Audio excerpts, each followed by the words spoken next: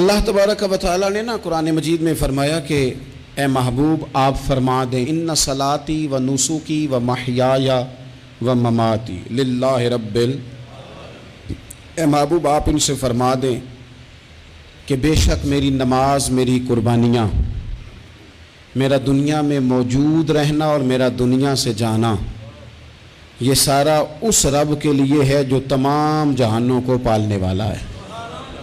اپنی زندگی کے اندر مفہوم زندگی کا یہ بنا لیا جائے کہ جو کام بھی کرنا ہے وہ خلوص کے ساتھ کرنا ہے۔ یہ جو ریاکاری ہوتی ہے دکھاوا، یہ انسان کو ذہنی اذیت کا شکار کر دیتا ہے۔ دکھلاوے والا آدمی پھر ہر وقت اس ماحول میں رہتا ہے کہ کسی نے دیکھا کہ نہیں۔ میں نے دیکھا ہے کہ لوگ تعریف کے اتنے بھوکے ہو جاتے ہیں کہ وہ ان کاموں کی بھی تعریف مانگتے ہیں جو انہوں نے کیے ہی نہیں ہوتے۔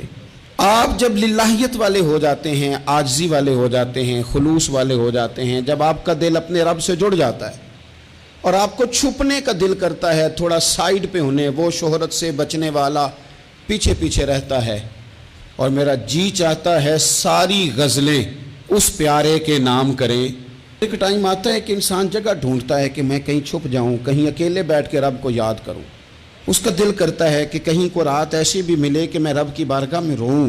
کبھی وہ اپنی مجبوریوں پہ رونا چاہتا ہے کہ مالک فلاں چیز کیوں نہیں، اور کبھی اس کا اس بات پہ رونے کو دل کرتا ہے کہ میری تو اتنی اوقات ہی نہیں، میری تو اتنی حیثیت ہی نہیں، میں تو اس قابل ہی نہیں۔ اس پر بھی رونے کو جی چاہتا ہے۔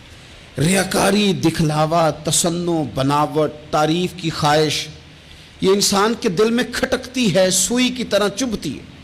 اگر بندہ مخلص فی الدین ہو جائے تو پھر ان سارے تکلفات سے جب وہ بچتا ہے تو وہ محسوس کرتا ہے کہ زندگی آسان ہو گئی۔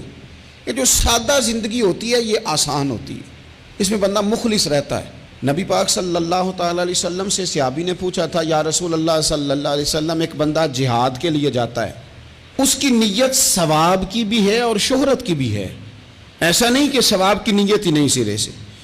اس کا خیال یہ ہے کہ مجھے اللہ کے حضور سے اجر بھی ملے گا، اور چلو جب میں جہاد کروں گا، مجاہد بنوں گا، تو پھر میری شہرت بھی ہو جائے گی۔ تو حضور اس کی نیت ثواب کی بھی ہے اور شہرت کی بھی ہے، تو آپ کیا فرماتے ہیں؟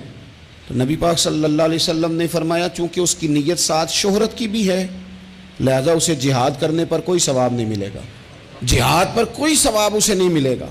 اس شخص نے دوبارہ سوال کیا، یا رسول اللہ صلی اللہ علیہ وسلم، جہاد کے لیے جا رہا ہے، لڑائی کے لیے جا رہا ہے، لیکن اس بندے کا ارادہ جہاد کا بھی ہے، جدوجہد کا بھی ہے، کوشش کا بھی ہے، اور ساتھ شہرت کا بھی ہے، تو کیا فرماتے ہیں؟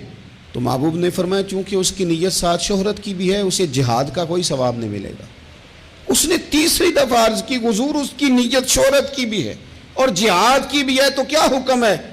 تو محبوب فرمانے لگے اسے جہاد پر کوئی ثواب نہیں ملے گا، ثواب اسے تبھی ملے گا جب وہ خالص اللہ کی رضا کے لیے میدان کے اندر نکلے گا۔